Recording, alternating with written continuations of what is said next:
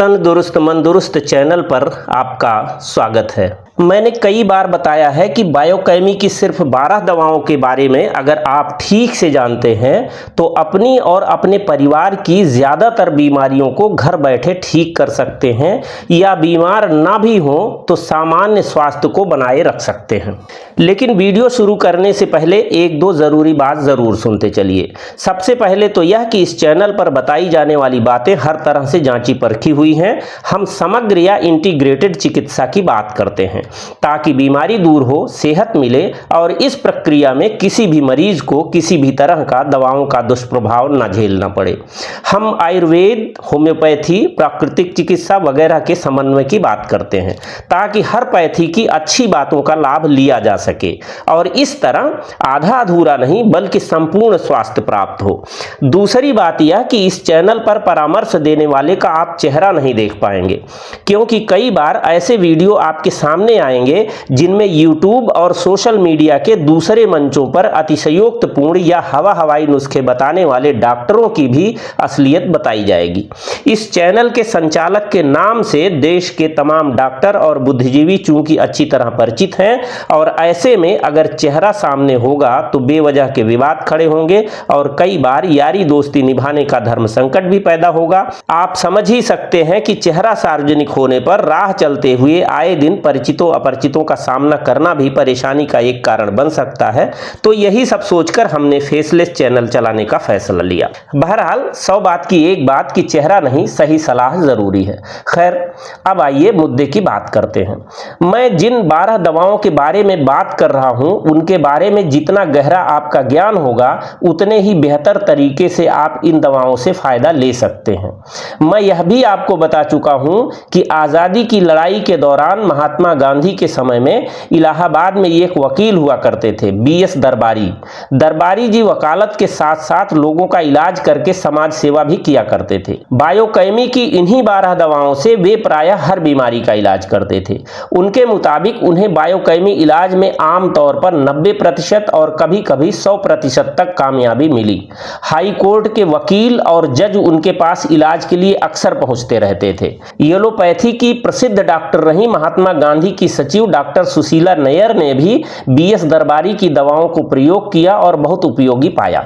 लेकिन यहां मैं आपको इस बात में नहीं उलझाऊंगा कि इन 12 दवाओं के गुणधर्म क्या क्या हैं। इन दवाओं के लक्षण आप अलग से बायोकेमी की छोटी छोटी पुस्तकों में भी पढ़ सकते हैं, पढ़ना भी चाहिए। पर मैं यहाँ किसी दवा के बारे में बिना ज्यादा जाने भी एक ऐसा तरीका बताऊंगा जिससे आप बहुत आसानी से जान जाएंगे कि इन 12 दवाओं में से कौन सी दवा आपकी बीमारी के लिए सबसे उपयुक्त है। और यह जानने के बाद आप आंख मूंद कर कुछ समय तक नियमित रूप से वह दवा ले सकते हैं। एक बीमारी में आराम मिलने के बाद आप फिर से इसी विधि से जांच कर सकते हैं कि दूसरी बीमारी के लिए अब कौन सी दवा आपके लिए सबसे अधिक फायदेमंद होगी। आपको आश्चर्य लग रहा होगा, पर है ऐसा। वह तरीका जानने से पहले सबसे संक्षेप में यह भी जान लीजिए कि इन 12 दवाओं से इलाज क्यों करना चाहिए। बात सीधी सी है कि बायोकेमी की ये दवाएं जरा भी नुकसानदेह नहीं हैं। ये 12 दवाएं 12 तरह के साल्ट हैं जो हर मानव शरीर में पाए जाते हैं। यूं शरीर में हजारों चीजें होती हैं जो हमारे अस्तित्व को आकार देती हैं, पर बायोकेमी के आविष्कारक डॉक्टर सुसलर ने सिद्ध किया कि शरीर में इन 12 क्षारों में से कोई साल्ट या क्षार कम या ज्यादा हो जाता है तो शरीर की क्रियाविधि में बाधा पहुंचने लगती है और हम बीमारियों के शिकार होने लगते हैं। जाहिर है ये 12 कंपाउंड हमारी सेहत के लिए सबसे ज्यादा जिम्मेदार हैं और इन 12 क्षारों की आपूर्ति बनी रहे तो हम बीमारियों से भी बचे रहेंगे।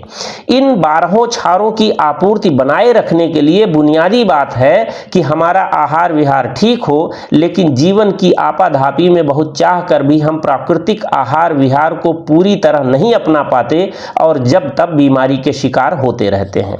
ऐसे में में इन 12 कंपाउंड के आधार पर बनी 12 बायोकेमी दवाएं हमारे घर में मौजूद हों तो हम ज़्यादातर मामलों में अस्पतालों की तरफ भाग दौड़ करने और हज़ारों लाखों रुपए गंवाने से बच सकते हैं। यहीं पर आपको याद दिलाता चलूं कि यदि ये बातें आपको उपयोगी लग रही हो तो चैनल को सब्सक्राइब करके हमारी हौसला अफजाई भी कर ही दें। उम्मीद है सब्सक्राइब बटन आप ज़रूर दबाएंगे, इससे हमें बेहतर काम करने का हौसला मिलेगा और नतीजे के तौर पर आपको ऐसे वीडियो नियमित मिलते रहेंगे। खैर, आइए अब बात करते हैं कि कैसे आप किसी भी मरीज के लिए बिना किसी शारीरिक जांच के भी सही दवा का चुनाव कर सकते हैं। यह आश्चर्यजनक लग रहा होगा कि ऐसा भला कैसे हो सकता है, पर बात पूरी तरह सही है। अगर आप इन दवाओं के लक्षणों को अच्छे से समझते होंगे तो इस तरीके को आजमाने की कोई खास ज़रूरत नहीं है, पर जब बिल्कुल समझ में ना आए कि कौन सी दवा आपको चाहिए तो इस तरीके से दवा का चुनाव आसानी से कर सकते हैं। असल में करना आपको यह है कि इन 12 दवाओं को बारी बारी से समान मात्रा में साफ जीभ पर रखकर चखना है। जो दवा स्वाद में सबसे ज़्यादा मीठी महसूस हो, समझ लीजिए कि वही आपके लिए सबसे उपयुक्त दवा है। यदि 2-3 दवाएं एक जैसी मीठी लगें तो समझिए कि आपको एक से ज़्यादा दवाओं की ज़रूरत है और उन सभी दवाओं को आपको पर्याय क्रम से या एक में मिलाकर सेवन करना है।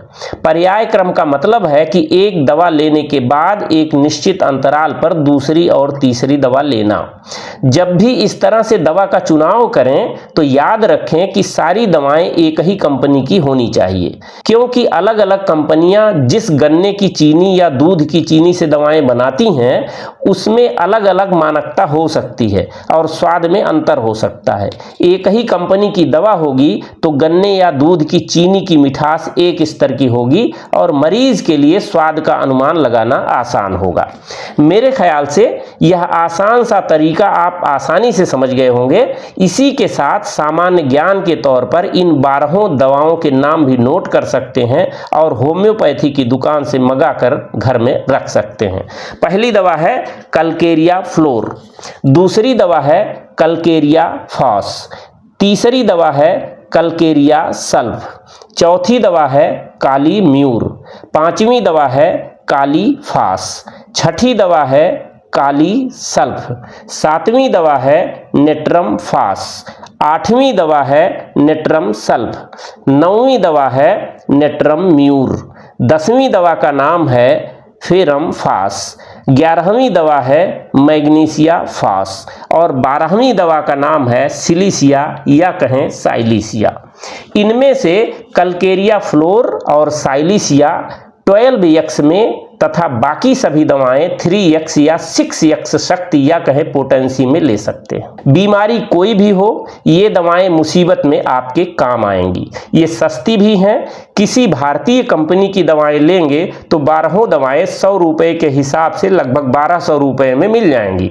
जर्मन कंपनी की दवा लेंगे तो इसमें 500-600 रुपए और जोड़ सकते हैं। सीधी धूप न लगे और ढक्कन ठीक से बंद हो तो ये दवाएं कई साल तक खराब नहीं होंगी। 5-6 साल तक इन्हें बेहिचक इस्तेमाल में ला सकते हैं। इसके अलावा किसी दवा का रंग पीला पड़ने लगे तो समझ लेना चाहिए कि अब वह दवा काम की नहीं रही। आज बस इतनी सी बात। हमारी सलाह अच्छी लगी हो तो वीडियो को अपने मित्रों में भी साझा करें ताकि स्वस्थ भारत का हमारा कुनबा तेजी से आगे बढ़ सके। स्वस्थ रहें, मस्त रहें, अच्छे काम में व्यस्त रहें। बहुत बहुत धन्यवाद। वंदे मातरम। स्वस्थ भारत।